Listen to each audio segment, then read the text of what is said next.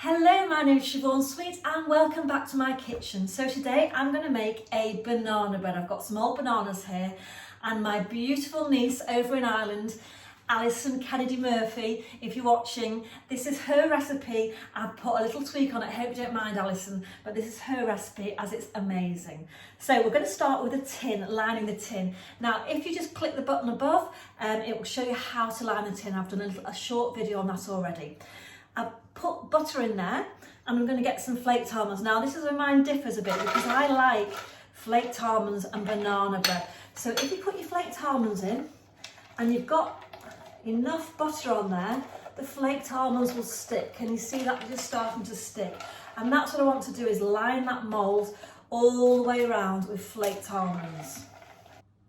So here you can see it's nicely lined with quite a lot of almonds. Now, I don't put the almonds in the mix because the raw almonds would need to be toasted, but because they're on the outside of the tin, they'll really toast nicely, as you'll see when it comes out of the oven. Yeah, in the mixer, I'm going to use my mixer. I'm not going to do it by hand today.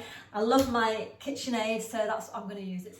So I always say, the whiter the mix, the lighter your sponge is going to be. So that's going to take about 5 minutes to mix.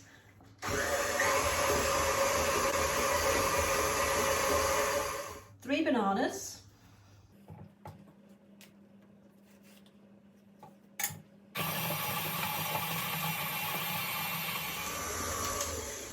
just give that a little scrape down, just to make sure the butter and the sugar and the banana is all mixed together.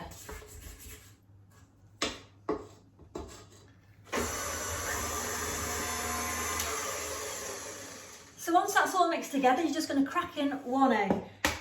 Just put it into a bowl first, because what you don't want to do is put the shell in there just in case. So pop that in, give that a mix for 1 more minute.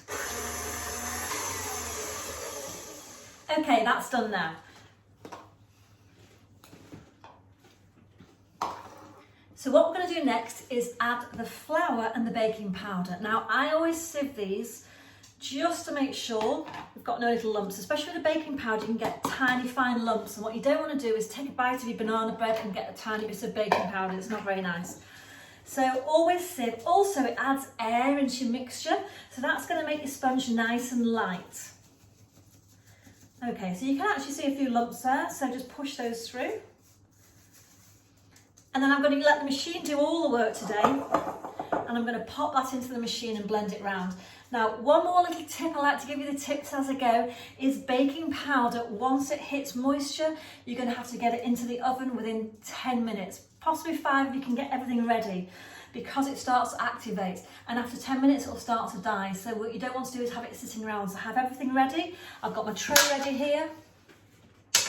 I've got the tin ready with the almonds in, and I've got my spatula there ready to scrape out. So I'm just going to mix this in now.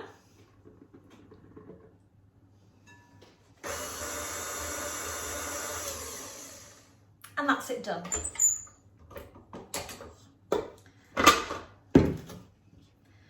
Just give a final scrape round, just to make sure you've got right down to the bottom of the bowl, and also around the edges.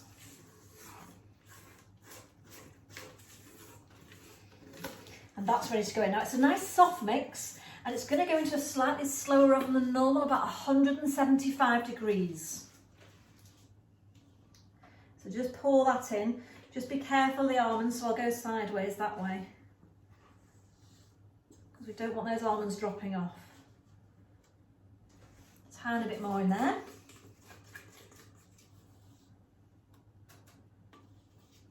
And that is your banana bread. Alison's banana bread with my twist. That's how you make a beautiful banana bread. Pop that in now.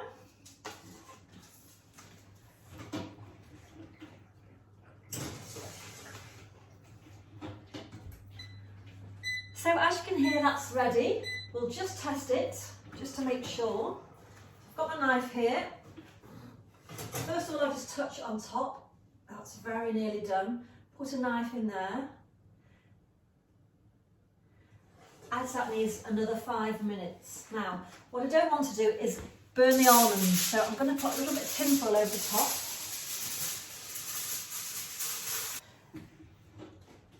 What that will do is just stop the almonds burning on the top, retain the heat and cook it a little bit faster, because as you can see by the knife, it's not quite done. So another 5 minutes and we'll be there. So that's just had a little bit longer in the oven now. So we'll check to see if that's done. So you can see the nice colour still of the almonds, they're not overcooked. Just put your knife in there again and just double check it's done. Now this is quite a moist recipe, so yeah, it's come out nice and clear. Now that's been in the oven for an hour, so that's quite a long time, but just take your time to make sure it's cooked in the middle. So I'm going to leave that to cool and then we'll turn it out. Well, I can't wait any longer. I've got my cup of tea ready and I'm going to have to crack into this. It's still a bit warm. So just to show you this, how it's lined, can you see how it's nicely lined with the paper? And then we're going to take a look at that. So you can see the almonds.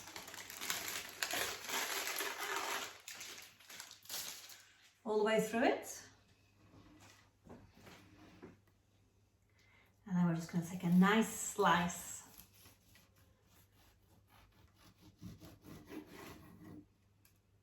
Beautiful. So thank you, Alison, for your recipe. A little twist on the top with the almonds around the edge.